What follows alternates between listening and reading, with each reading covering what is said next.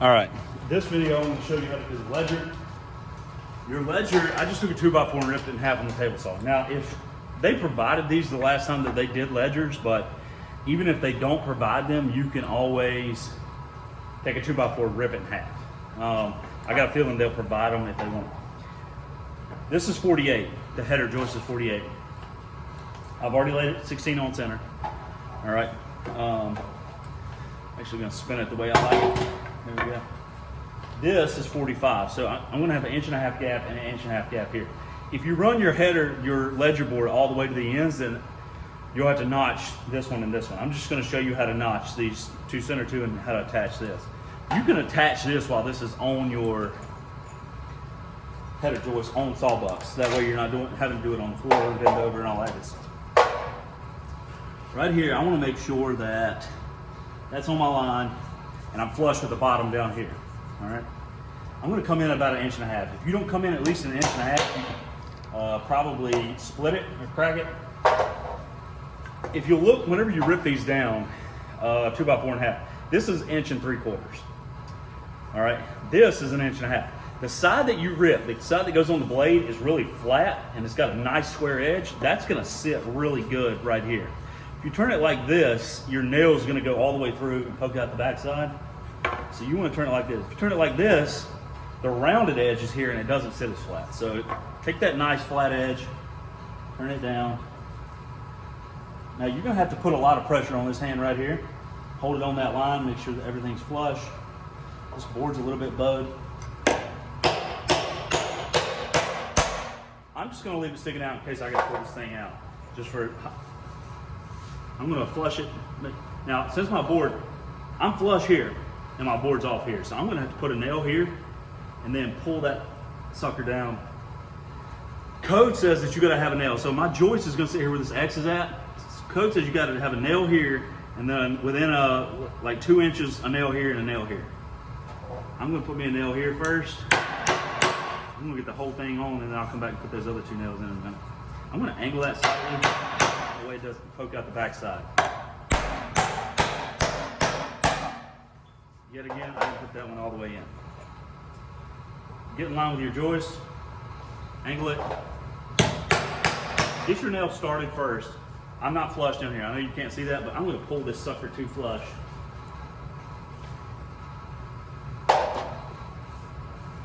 Right there. And then I'm going to nail it in.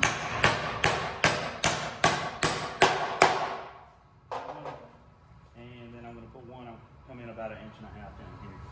And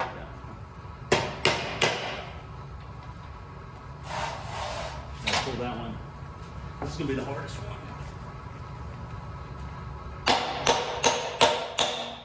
I'm putting a good bit of pressure here. Now, one of the things you can do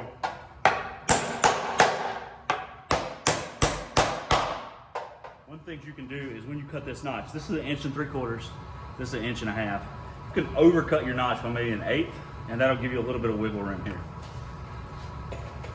I'm going to put a nail within either side of this.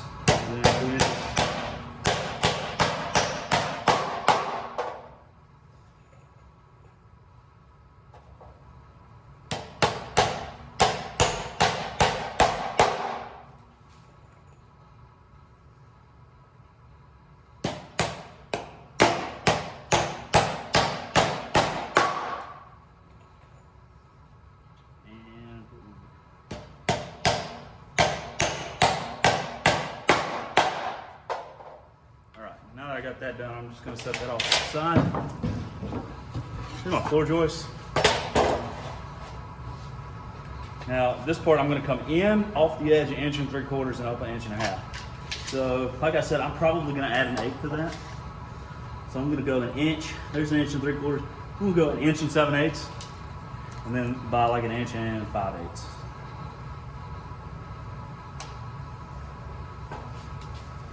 Same deal over here. 1 7/8 by 1 5/8 inches. Now I'm just adding 1/8. That way I've got some fudge room whenever I need it. And all I'm going to do is mark that out straight, speed square, straight, speed square. All right.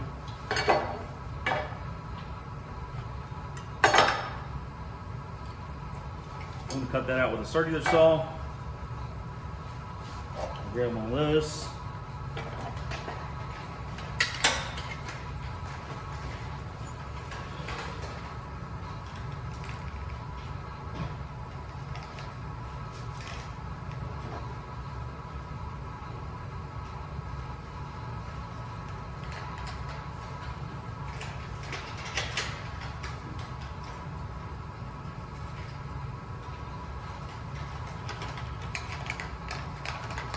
Sorry, I should have had all this ready. So when I cut that, I'm gonna swivel here. You set the edge there. Now, when you cut these, you can use a handsaw to cut that part out there, or you can clip it and cut that like that.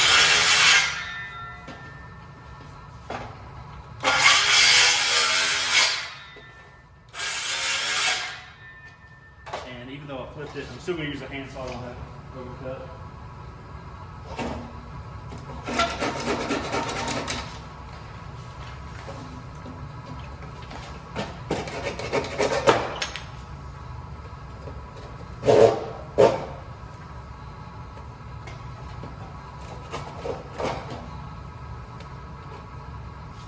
All right, do the other side.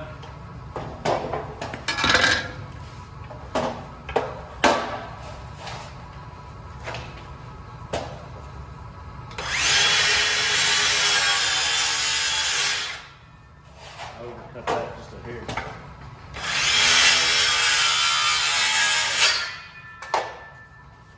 And I'll just trim this one out with a handsaw.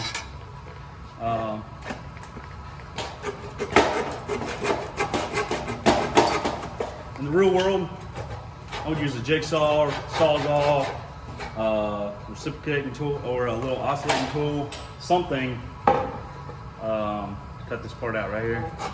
But handsaw is probably all you're gonna have. So, put that out. Got a good clean notch. And another notch. You gotta do that to the other side. And that's gonna fit. Show you how that fits up. Do it this way so you can see. That's gonna fit like that right there. Alright, so the notch is gonna go over that right there. Now, even if this is a little bit low, right? You can always take a nail and slide it under that and get that up to flush if you need to. So you'd rather this floor joist be a little low than a little high. Because if you go a little bit high, it's going to be hard to get it down. So if you got it a little bit low, wouldn't be a problem. And I'm going to notch this other one and then we'll go forward.